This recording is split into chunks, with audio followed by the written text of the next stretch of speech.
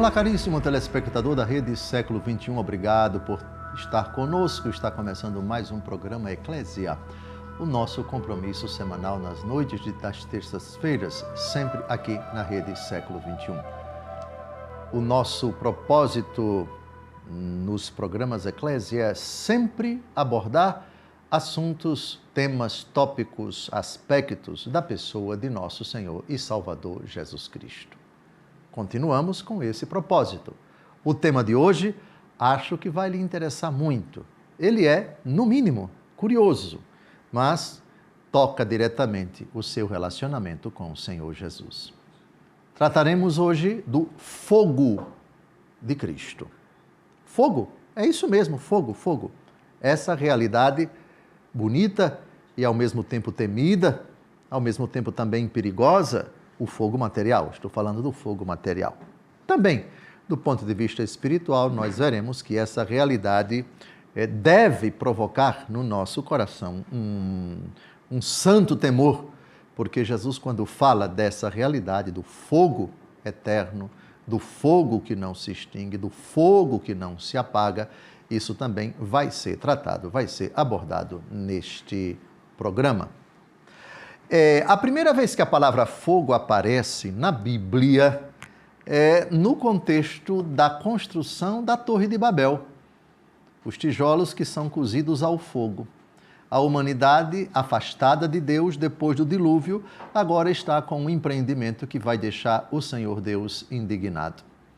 A segunda vez que a palavra fogo aparece na Bíblia é aquela realidade que vai destruir com enxofre e fogo duas cidades, e vocês já sabem quais foram essas cidades varridas do mapa com enxofre e fogo: Sodoma e Gomorra.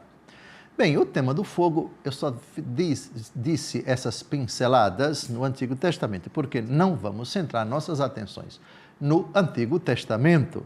Vamos ficar com o Novo Testamento, até porque o título do programa é O Fogo de Cristo. Então, vamos fazer a seguinte pergunta: qual foi a primeira vez que a palavra fogo a respeito de Jesus aparece nos Evangelhos, no Novo Testamento? Aparece nos lábios de São João Batista. Vejamos Mateus capítulo 3, versículo 11, o que diz o precursor do Messias. Eu vos batizo com água, em sinal de penitência, mas aquele que virá depois de mim é mais poderoso do que eu, e nem sou digno de carregar seus calçados. Ele vos batizará no Espírito Santo e em fogo. Ele vos batizará no Espírito Santo e em fogo. Cuidado aqui que são duas coisas diferentes, o Espírito Santo e o fogo. Claro que você pode dizer também o fogo do Espírito, ou o fogo que é o Espírito, mas aqui, João Batista cuidou de separar. É um batismo em duas realidades, a do Espírito e a do fogo. É um batismo no Espírito e é um batismo no fogo. Como explicar o que significa batismo no fogo? O Pseudo Crisóstomo, um padre anônimo do século V, explica. Os padres da igreja sempre são um auxílio poderoso para a gente entender essas palavras misteriosas de toda a Escritura. Com a palavra, na terceira homilia da sua obra imperfeita inacabada sobre o Evangelho segundo Mateus. Aí está a interpretação. Aspas. Porque ninguém pode dar um benefício mais digno que o que ele mesmo é, nem fazer uma coisa que não seja ele mesmo. Acrescenta de maneira muito oportuna: ele vos batizará no Espírito Santo e em fogo. João, sendo corpóreo, não podia dar um batismo espiritual e por isso batiza em água, que é corpo. Cristo é Espírito, porque é Deus.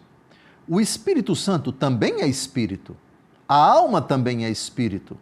E por isso o Espírito batiza nosso espírito com o Espírito.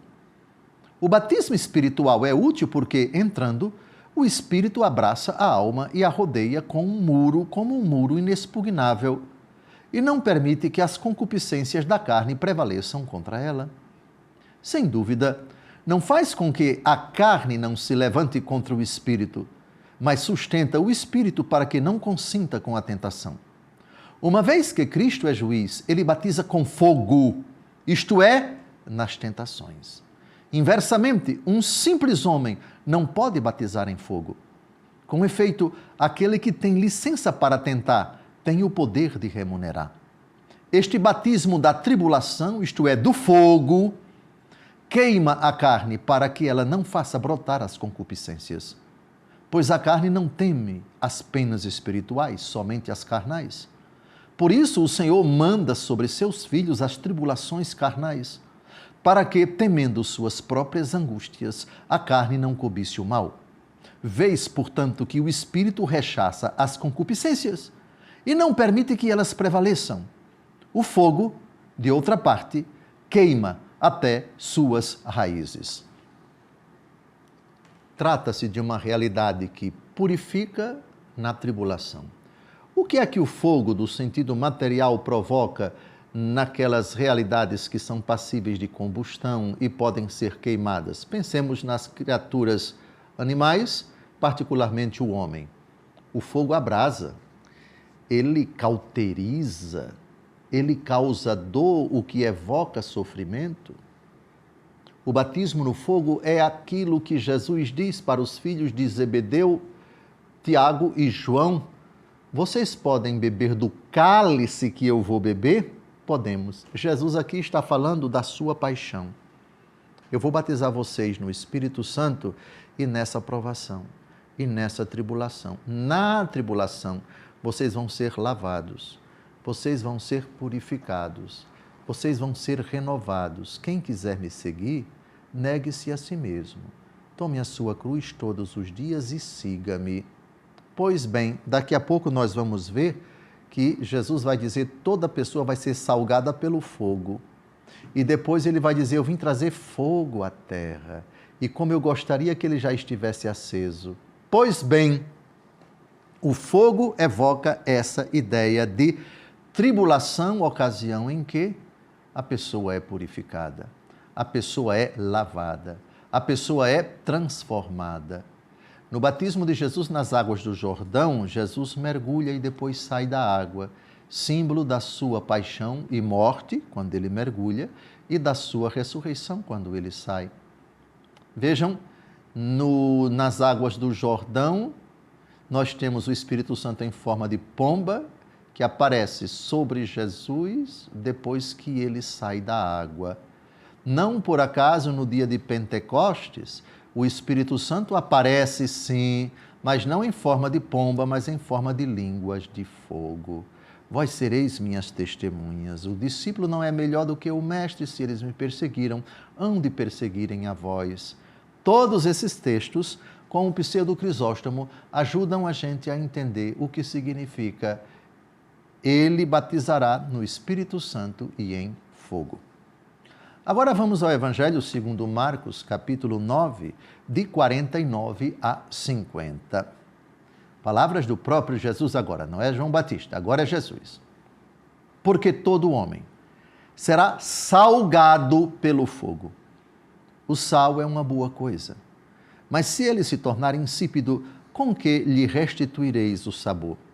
Tende sal em vós e vivei em paz uns com os outros.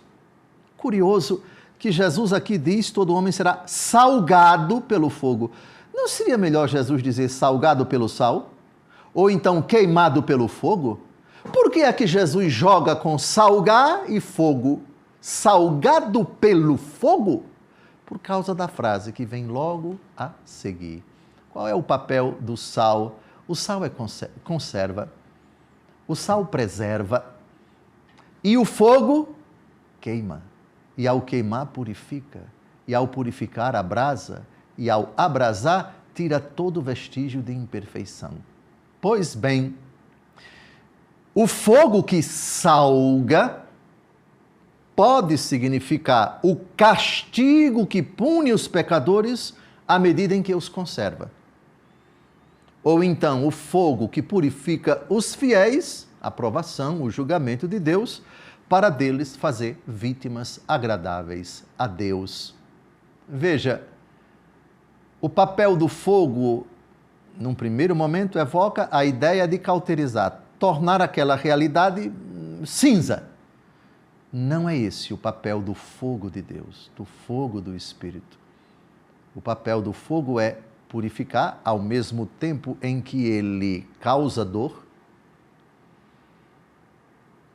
e também preserva. O sal preserva, isto é, eu amo você, mas eu preciso burilar você. Eu preciso tirar da sua vida essas realidades. Jesus vai dizer em outra ocasião, a árvore que dá fruto ele poda, para que dê mais fruto ainda. Deus nos ama e por isso às vezes Ele manda certos castigos, exatamente para que nós não relaxemos, que nós não negligenciemos, para que nós sejamos mais santos, mais humildes, mais perfeitos, mais segundo o seu divino coração. Então, salgado pelo fogo, sal e fogo, o sal preserva, o sal dá sabor, o sal não permite que aquela realidade perca as suas características e o fogo purifica. Belo jogo de palavras de nosso Senhor. O fogo no qual somos salgados, todos somos salgados pelo fogo. Não saia daí, no segundo bloco a gente continua essa reflexão.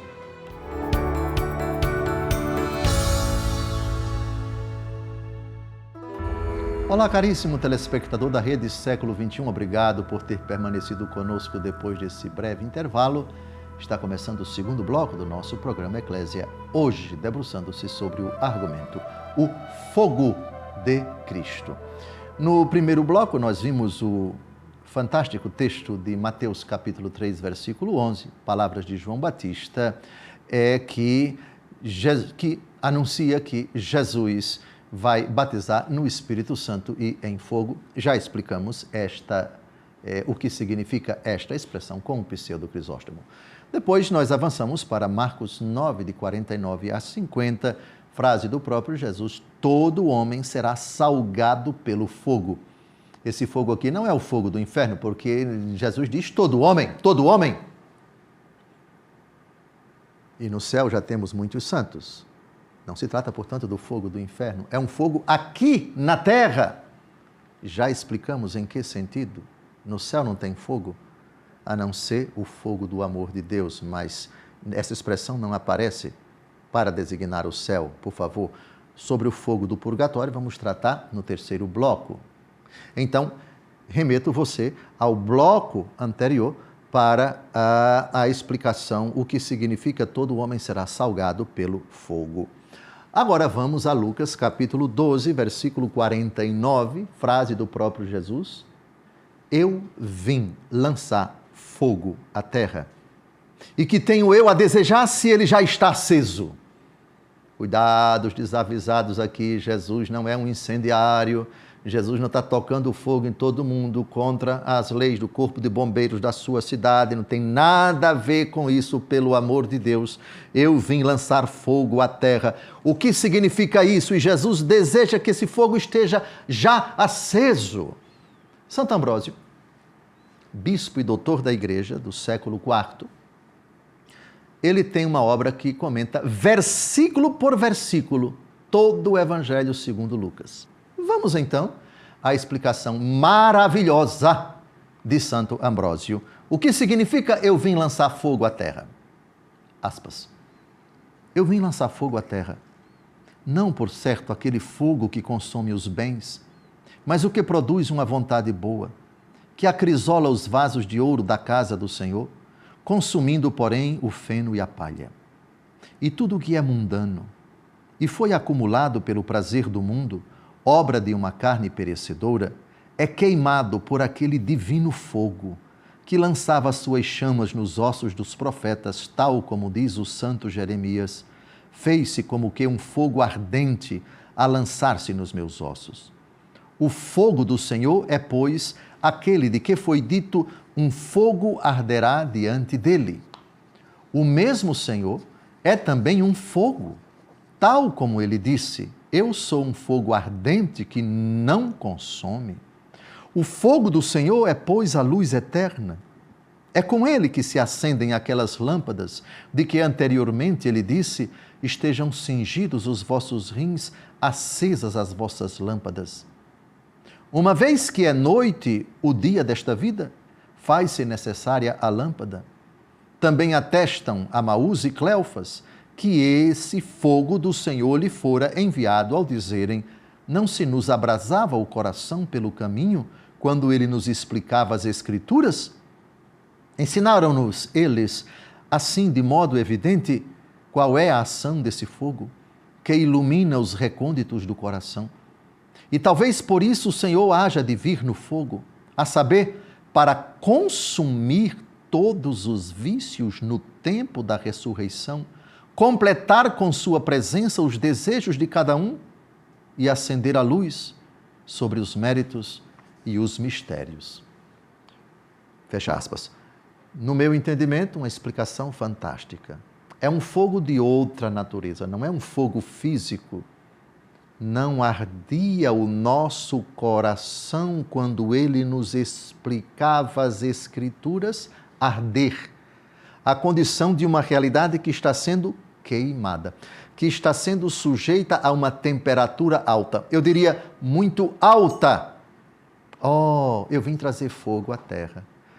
Cleofas e o seu companheiro, Santo Ambrósio, aqui, diz que o segundo companheiro de Cleofas se chamava Amaús, um jogo de palavra com a cidade de Emaús. Mas veja, no Evangelho segundo Lucas, que é o único que cita o episódio dos discípulos de Emaús, não é dito o nome do companheiro de Cleofas. Aqui, Santo Ambrósio está emitindo uma opinião. Mas Cleofas é o nome de um deles, sem dúvida alguma. Pois bem, aqui está, eu vim trazer fogo à terra. O papel do fogo também é cauterizar. Veja. Você tem uma pessoa em cujo coração residem vícios, maldades, perversidades, hábitos. Essa pessoa está mergulhada, chafurdada, numa vida de pecado, etc. E vem então Cristo Jesus, ele que é o fogo, seja o fogo de sua palavra. O episódio de Emaús é clássico nesse sentido. Jesus vai explicando as Escrituras e o coração deles vai ficando, digamos assim, abrasado. Eles vão sentindo um calor por dentro e esse calor, ao mesmo tempo em que desperta para o amor a Jesus, para entregar o coração a Jesus, o fascínio, o encanto, a sedução que Cristo vai realizando por aquele momento de explicação da Escritura e, ao mesmo tempo, vai queimando, por assim dizer, esses vestígios, esses sinais do apego à vida de trevas. Entenderam aqui o que significa? Eu queria que estivesse aceso. Isto é, aceso para despertar o interesse por mim, o amor por mim, o desejo de se entregar a mim, o que comporta ao mesmo tempo a decepção, a frustração, a revolta, o nojo, a vergonha da vida atual. Não quero mais isso. Eu quero seguir o Senhor.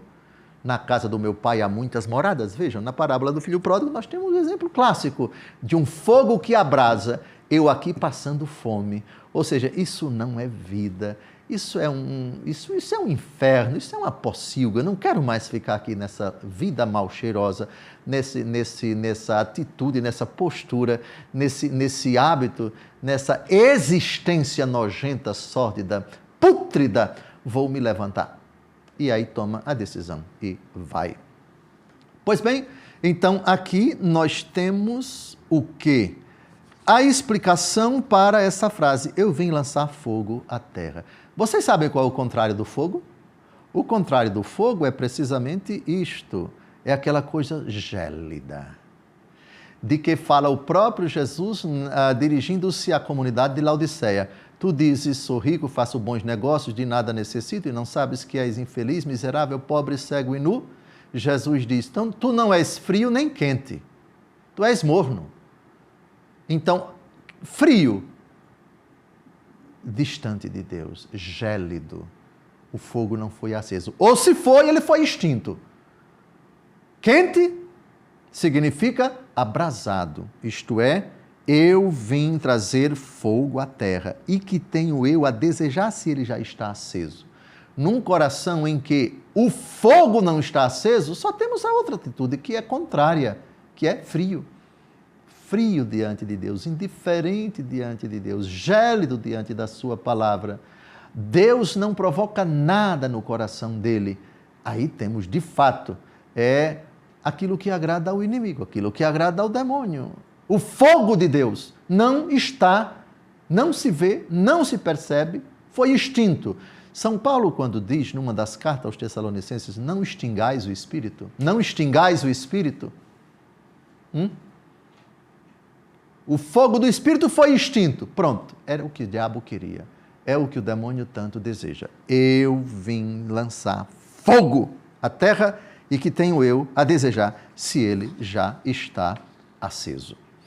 Já estamos a 2 minutos do final desse bloco e eu já queria antecipar citando Atos, capítulo 2, versículos de 1 a 3. Todo mundo já sabe do que trata esse relato. Aí vai, como introdução para o terceiro bloco. Chegando o dia de Pentecostes, estavam todos reunidos no mesmo lugar. De repente veio do céu um ruído, como se soprasse um vento impetuoso, e encheu toda a casa onde estavam sentados. Apareceu-lhes então uma espécie de línguas de fogo, que se repartiram e pousaram sobre cada um deles. Ficaram todos cheios do Espírito Santo e começaram a falar em línguas, conforme o Espírito Santo lhes concedia que falassem. É significativo que no dia do batismo de Jesus, o Espírito Santo apareça sob forma ou como em pomba, uma forma de uma pomba. Mas a imagem do Espírito Santo no dia de Pentecostes não é uma pomba, é língua. São línguas. E por que línguas de fogo que se espalham sobre eles, sobre a cabeça deles? Por que de fogo? Por que não línguas de outra realidade, justamente de fogo? Nisso Santo Agostinho vai dar uma explicação bombástica, fantástica. Aí nós vamos entender melhor, no dia de Pentecostes, porque esse tema, o tema desse programa, é tão oportuno, é tão importante. Fogo e não outra realidade. No dia de Pentecostes, o fogo de Cristo. Não saia daí. Daqui a pouco a gente se encontra.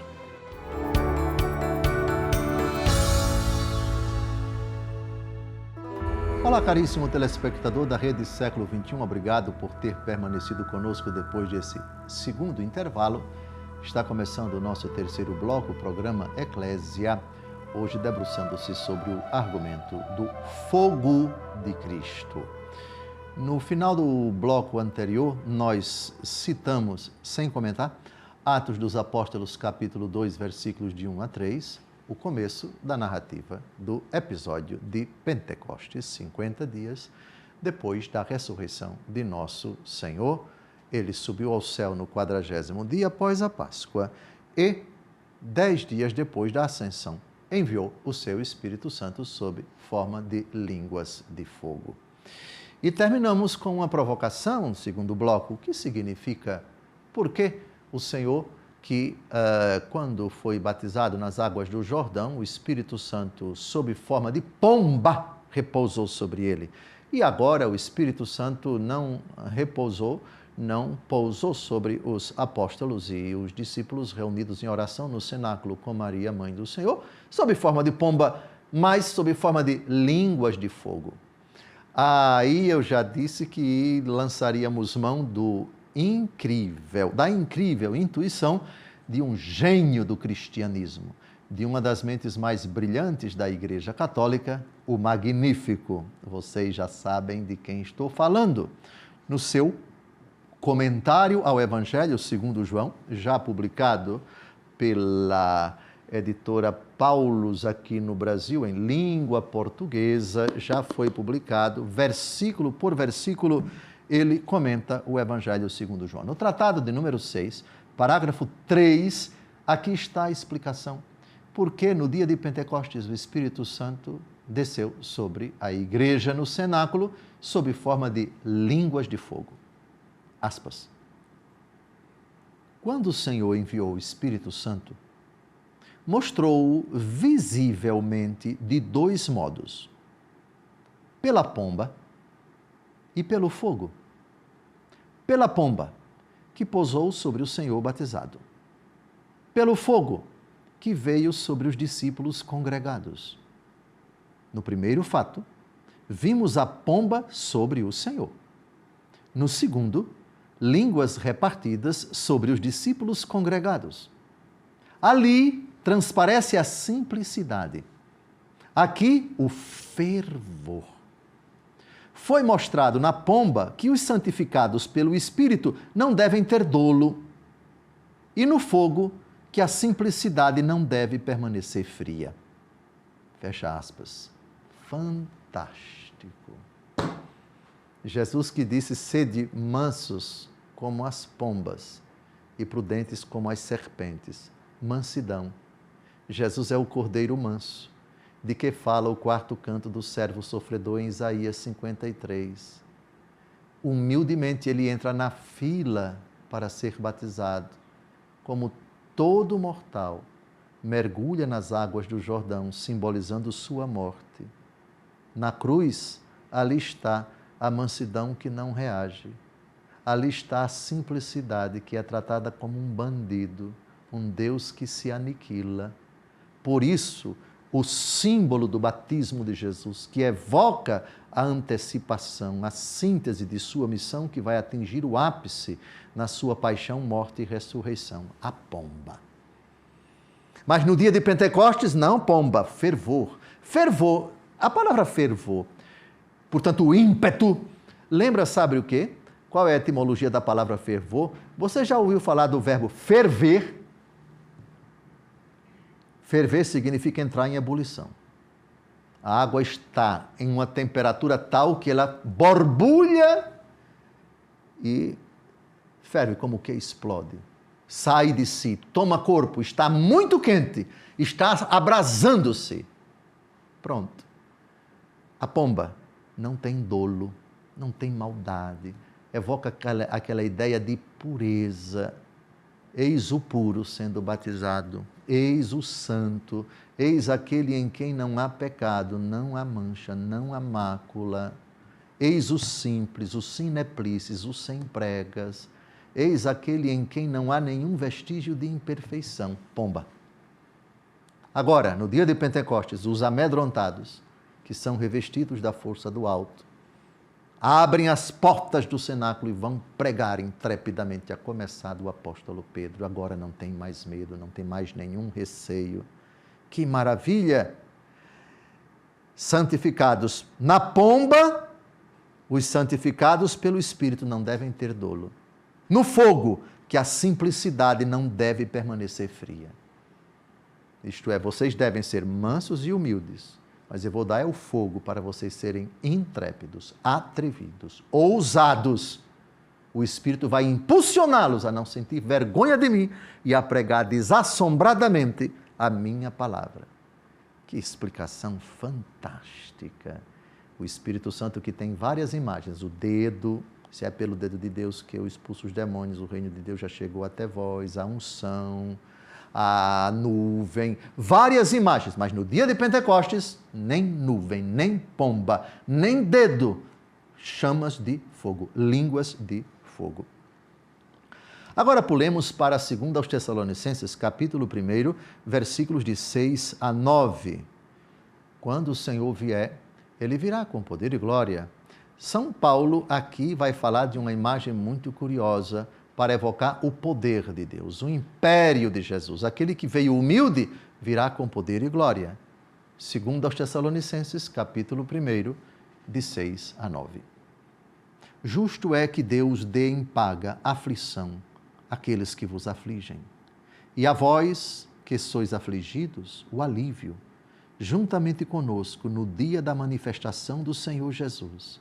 Ele descerá do céu com os mensageiros do seu poder, por entre chamas de fogo, para fazer justiça àqueles que não reconhecem a Deus e aos que não obedecem ao Evangelho de nosso Senhor Jesus Cristo. Eles sofrerão como castigo a perdição eterna, longe da face do Senhor e da sua suprema glória. Ele descerá do céu por entre chamas de fogo. O que significa isso? Ele descerá do céu com poder e glória. O fogo tem o poder de, digamos assim, incutir nas pessoas o respeito, o temor. Ninguém chegue perto dele.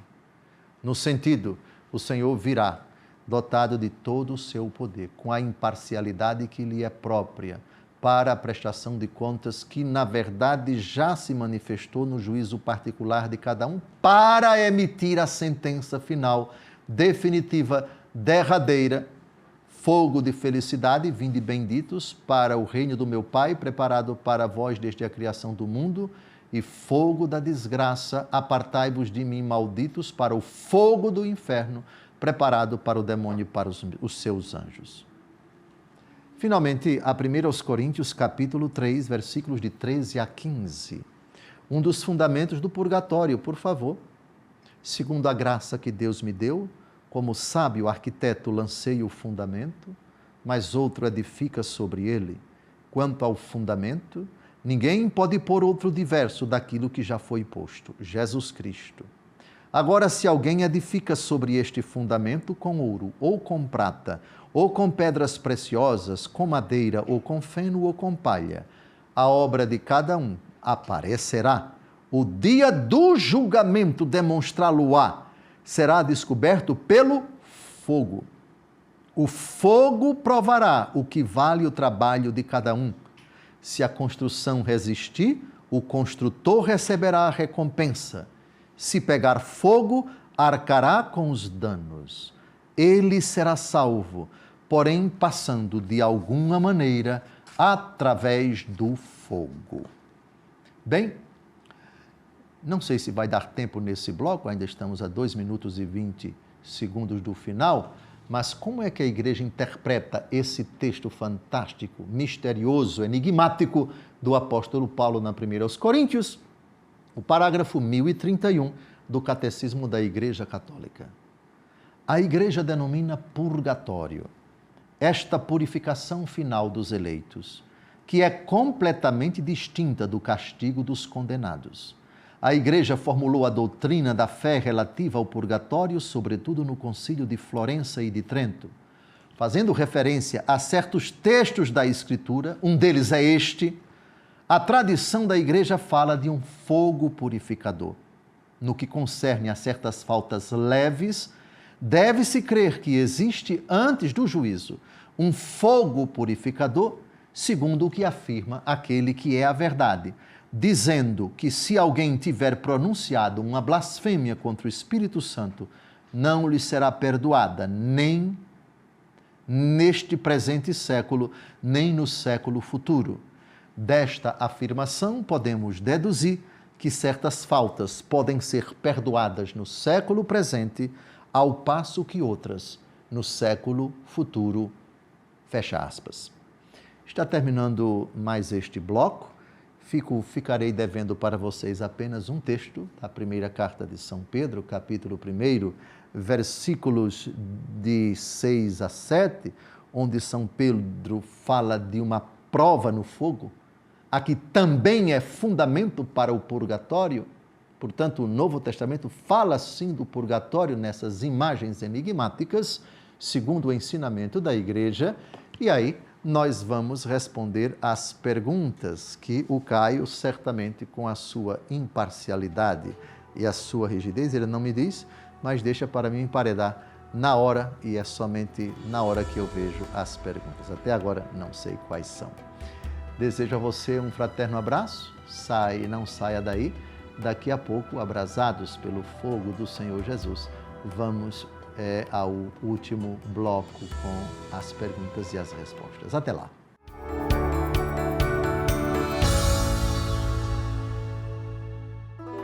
Olá, caríssimo telespectador da Rede Século XXI, obrigado por ter permanecido conosco depois desse terceiro intervalo. Está começando o nosso último bloco, o programa Eclésia, hoje debruçando-se sobre o argumento O Fogo de Cristo.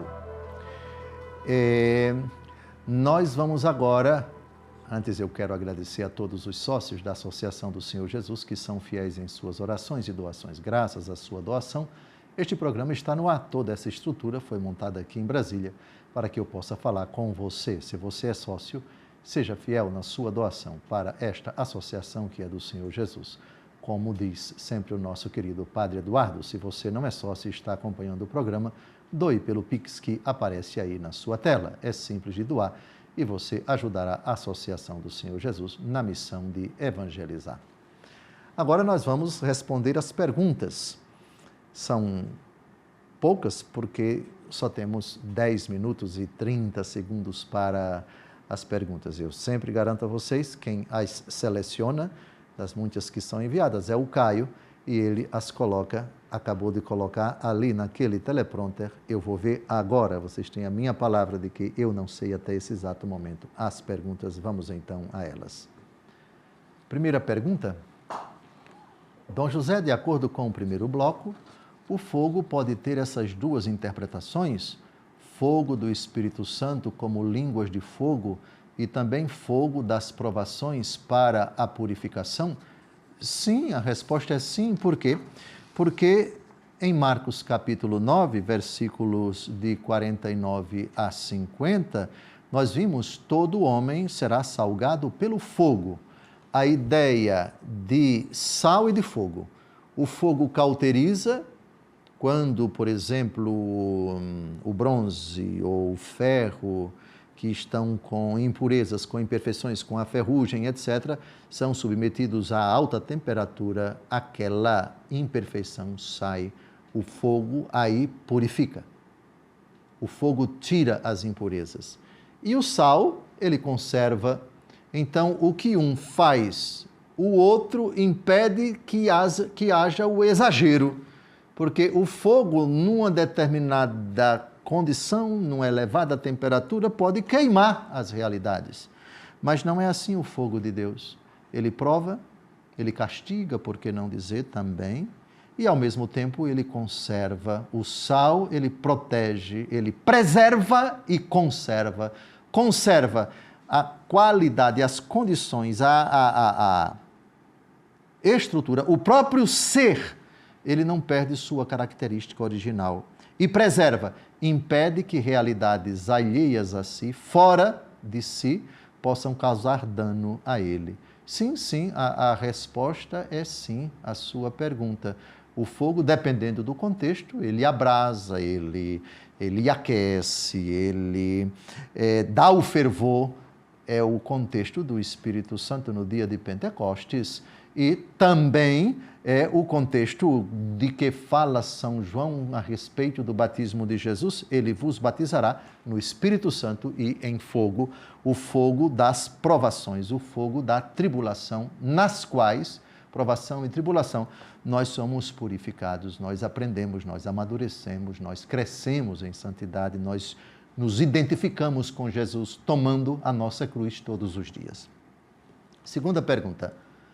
No primeiro bloco, o Senhor falava sobre que este fogo de que Jesus fala fazia abrasar. Ok.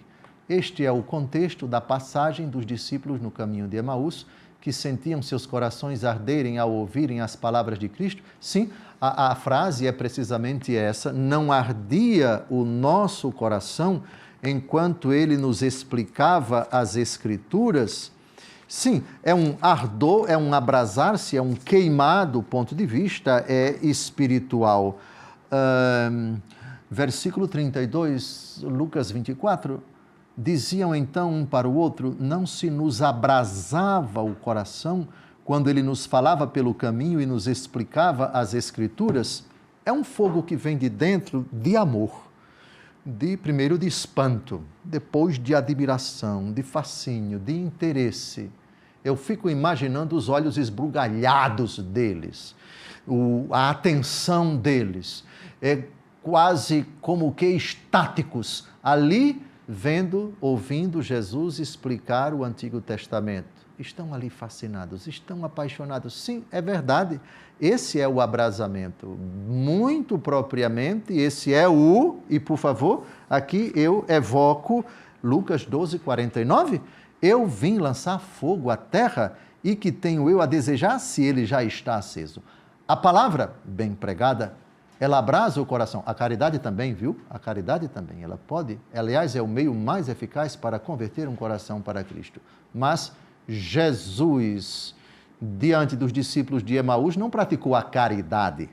A não ser que você diga que pregar a palavra de Deus é caridade, o que não deixa de ser verdade.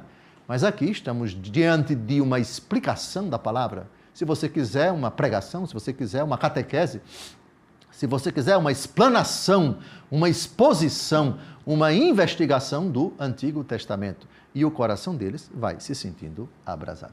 Tem razão, perfeitamente. Corretíssima, a resposta é absolutamente sim.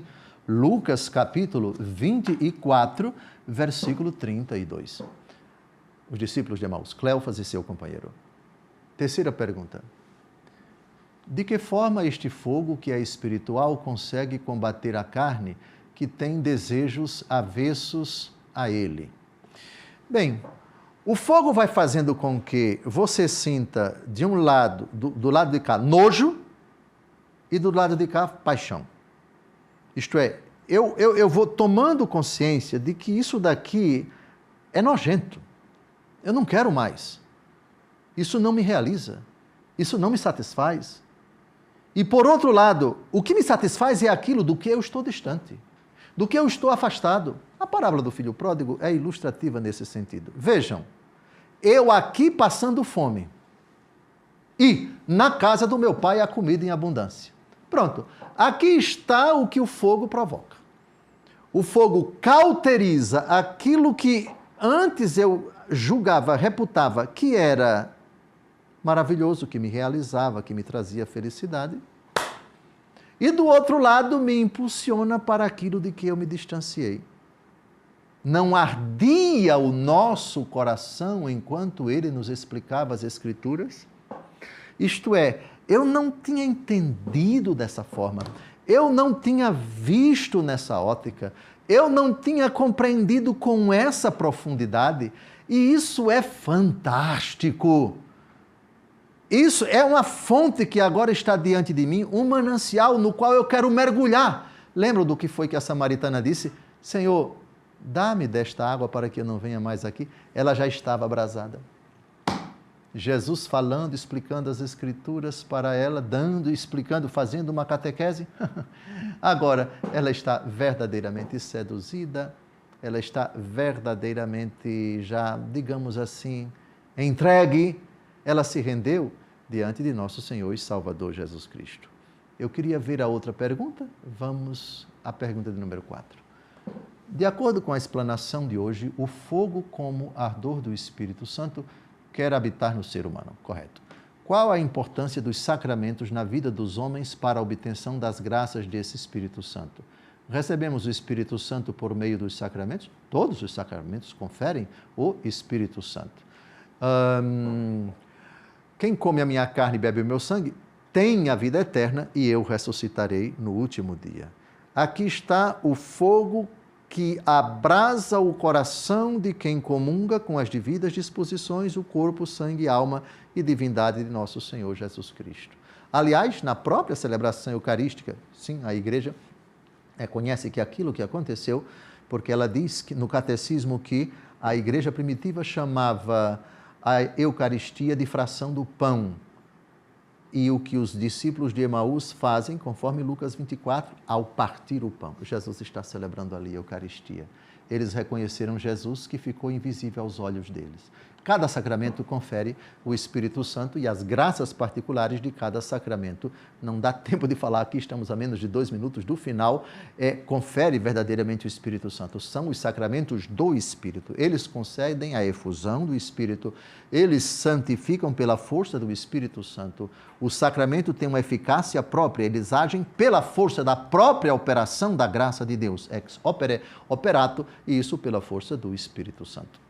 Quinta e última pergunta, O fogo pode também ter uma conotação ruim dentro da Sagrada Escritura quando se trata do inferno? Sim, apartai-vos malditos para o fogo do inferno, preparado para o demônio e para os seus anjos. Isto é, os teólogos chamam as duas penas do inferno, a pena de condenação e a pena de dano. A pena de condenação, apartai-vos de mim.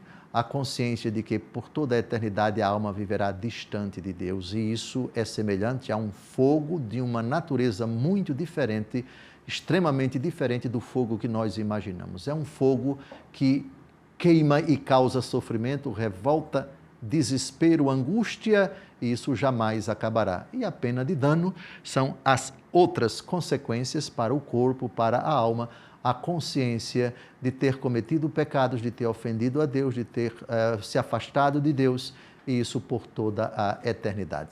Trata-se de um fogo diferente do fogo do purgatório, que não é o fogo, a não ser que você diga que Deus, sem dúvida alguma, amará para sempre todas as criaturas, mas o amor de Deus, por não ser correspondido, por não ter sido correspondido, a presença de Deus na vida dos condenados vai causar um extremo sofrimento, uma profunda dor semelhante à de um fogo inimaginável. Um grande abraço, Deus abençoe sua vida, até o próximo encontro, se Deus quiser.